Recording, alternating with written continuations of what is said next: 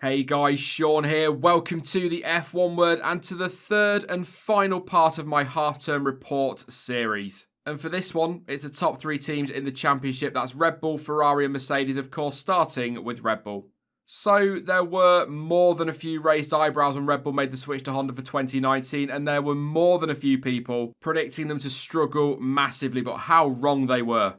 A podium in Australia followed by 3 fourth place finishes, another podium in Spain. A far better start to the season than many expected. I didn't honestly think that Red Bull would struggle. In fact, I consistently said over the winter that they would still be third in the Constructors. However, I don't think I was expecting them to be quite as strong as they have been, certainly in the last few races. Red Bull's only real issue has been Pierre Gasly. We haven't seen all that much in the way of reliability problems, which when you consider how things were for Honda previously, that is pretty amazing. And honestly, I'm so pleased for them, but also for us as fans. We really needed Red Bull to be right up there challenging the likes of Ferrari and Mercedes consistently, and they are doing that. In fact, you could argue that had Gasly been better, they could well be second in the championship.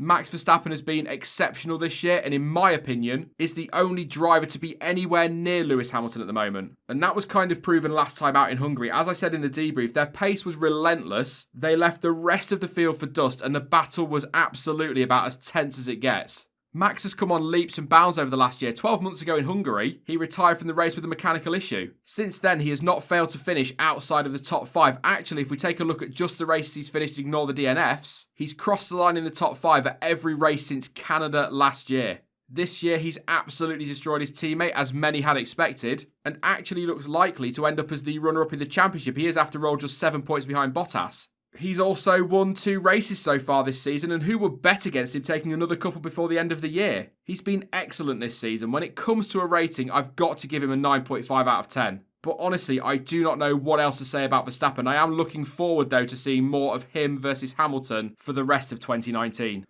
I think it's pretty safe to say that Pierre Gasly won't be getting anywhere near a 9.5 though. What a very disappointing first half of the season for him. And as I've already touched on, how costly could that be for Red Bull in their fight with Ferrari? There are, to be fair to him, 2 standout performances in my view. First off is Baku. He started from the pit lane and did a cracking job to make up places. And he did look set for a decent points haul, but it was reliability that cost him in the end as he retired. The other was, of course, Silverstone. He was much closer to his teammate in quali that weekend, was pretty feisty taking on the Ferraris in the race, and came home in a season-best 4th place. Just what he needed at the time. However, when it comes to the rest of the season, he's simply not been quick enough. He's been nowhere near as consistent as Red Bull would have expected him to be, and to say that he struggled, I think, is a bit of an understatement. In fact, it's a massive understatement. And when you put all of that together, it is really hard to argue against the team's decision to drop him. He was given every opportunity to deliver, and what I mean by that is that the team were right behind him every single weekend, pushing him on, urging him to step up for the last few races. Yet he didn't do it, and in the end their patience obviously ran out. I have to be honest, although I didn't expect him to beat Max in 2019, I did expect him to be a damn sight closer than he has been. In terms of a rating, I don't know, probably the lowest of any driver. We've seen a couple of glimmers of what he could do, but it's not been enough. And as much as I would love to give him a slightly higher rating, I just can't look past a 3.5. Hopefully, with the move back to Toro Rosso where the pressure will be nowhere near as high, he will be able to find his form and start to deliver in the final races of 2019. Moving on then to Ferrari, they came into 2019 with very high expectations, and it just hasn't happened really. They are winless so far in 2019, despite coming very close 3 times. But I can't lie, I don't really know what to say. It's all been a bit meh, hasn't it? I mean, they have scored at every race so far, picking up podiums at 10 out of the 12 races. They've also only had 2 DNFs, both for Leclerc. Don't get me wrong, scoring points at every race and picking up consistent podiums is not what the team will have been targeting at the start of the season. They will have been wanting to be in a title fight. The point I'm making is that when you look at the stats, it's not been as diabolical as some make out. Then again, not everything can be based on the numbers. No, their season's not been great, but it's not been absolutely horrific. That being said, they are being well beaten by Mercedes, as is everyone to be fair. And they are very inconsistent with their pace and seem to be struggling to get to grips with their car. Plus, it looks like they're going to be spending the rest of this season looking over their shoulder at Red Bull, rather than being able to close the gap to Mercedes. I've been really disappointed with Ferrari. Sebastian Vettel has been okay this season. He did drop off a bit after the disappointment of Canada, let's not get back into that. But he has certainly picked up over the last 2 races with that really good drive from 20th to 2nd in Germany, and then snatching that podium in the dying stages from his teammate in Hungary. Again, like I said about the team, he's not been bad, but it has all been a little bit underwhelming is probably a good word for it. He has made a couple of mistakes this year. Again, that spin in Bahrain and of course crashing into the back of Verstappen at Silverstone. They are the two that immediately spring to mind. But he has also picked up 6 podiums and is currently winning the race battle against his teammate. However, in quali, there is absolutely nothing between them. In fact, according to racefans.net, on average, it is 0.02 of a second. So yeah, basically nothing. Now, Seba said that he rates his first half of the season at 5 out of 10, but I think he's been a little bit harsh on himself there. Has he performed how I expected as we geared up for the season? No. But has he been absolutely awful? Definitely not. Certainly above the average rating he's given himself. I would say a strong 7.5 out of 10 for Seb, but it has definitely been a frustrating first 12 races for him and for Ferrari. Expect him to go better at Spa and Monza though. As for his teammate, there were a lot of question marks hovering over Charles Leclerc at the start of the year, of course, as he prepared for his first season with the Scuderia, but I think he's done pretty well. Of course, there have been mistakes. You look at qualifying in Baku where he crashed out, the big risks he took in making contact in Monaco, crashing out in Germany, and indeed hitting the wall last time out in qualifying in Hungary. But he has also shown his pace, shown what he can do, and why he landed that drive in the first place.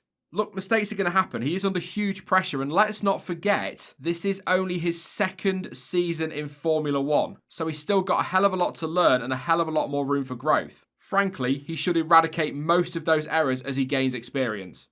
Also, going back to what I was saying about the qualifying battle, yes, he's been beaten by Seb in the races, but there's been nothing between them in quali, so he's absolutely pushing Seb right to the limit. Whatever you think about Vettel, that's a 4-time world champion. He's also been close to victory twice in 2019, reliability crushing his dreams in Bahrain and Max Verstappen crushing his dreams in Austria, snatching it away right towards the end. If you throw into that mix the fact that he's only 24 points behind his vastly more experienced teammate, who let's remember is in his 5th year with Ferrari, I honestly do think he's doing a seriously good job. Of course, yeah, he still has plenty to learn and needs to iron out those mistakes, but all in all I'd say a solid and strong 7 out of 10 with those crashes, just dragging his score down a little bit. Without those it would definitely be higher. And last up, it's Mercedes. I mean, what can I say? It was a stunning start to the season for a team who, according to the, in air quotes, experts, were just 3rd fastest after winter testing. Yes, I know we can't take anything in winter testing seriously, but you know the point I'm making. As I am sure you'll remember, they finished 1-2 at each of the opening 5 races, and between their drivers, they've won 10 of the 12 so far. That is absolutely incredible. Pretty unstoppable, let's be honest. And that Constructors' Championship looks very much in the bag already. There have been a couple of rough weekends for them though. Germany was an absolute shambles for one reason or another, and they did struggle quite a bit for pace in Austria, although, despite struggling, they did still take 3rd and 5th at the Red Bull Ring. Kind of says it all, really. Ultimately, not really too much to say other than dominant, because that's exactly what they've been so far. I will say though, it's going to be interesting to see whether or not Red Bull or Ferrari or both can take the fight to them in the final 9 races. I think the second half of the season will be much closer than some of the first half was.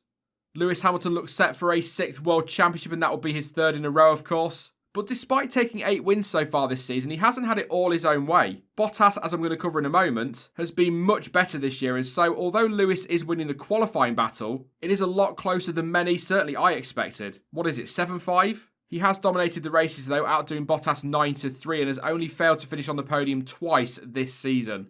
It's difficult to know what to say when it comes to Lewis, to be honest. He has been pretty dominant this season, and we haven't seen too many mistakes. Of course, Germany was a low point, but other than that, he's just been doing what we've all come to expect over the last few years. I would like to add, though, that with 8 wins already under his belt, and 9 races still to go, he has got a great shot at beating the record for most wins in a single season, which currently stands at 13.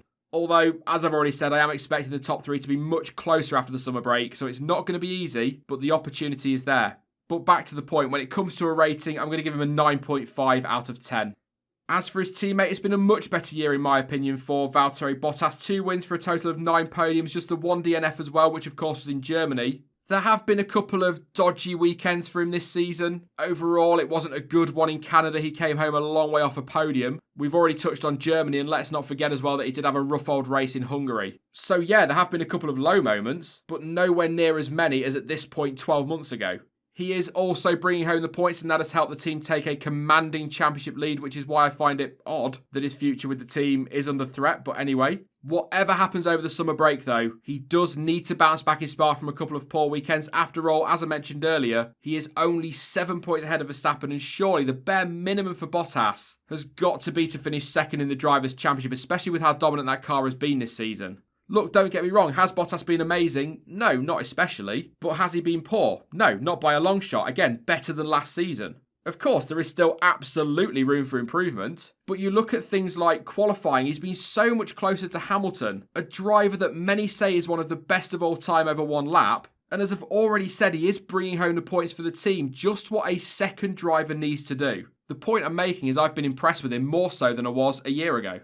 But anyway, looking at a rating, I would say that an 8 is pretty fair for Valtteri. There will be many who argue that is way too high, but he's made far fewer mistakes than some of those that have rated it a 7. And with those wins and podiums, he's done so much better than, say, Vettel at Ferrari, who I rated at 7.5. So, yeah, I've got to go with an 8. That is it then for this season's half-term reports, but don't forget that you can of course let me know your driver ratings, your views on the teams, and indeed your thoughts on the season so far in the comment section down below. Now, I will be back soon with more content as ever, but don't forget in the meantime, you can follow me over on social media and all of the links you need for that are in the description down below. But as ever, thank you for watching. I've been Sean, this has been the F1 Word, and until next time, goodbye.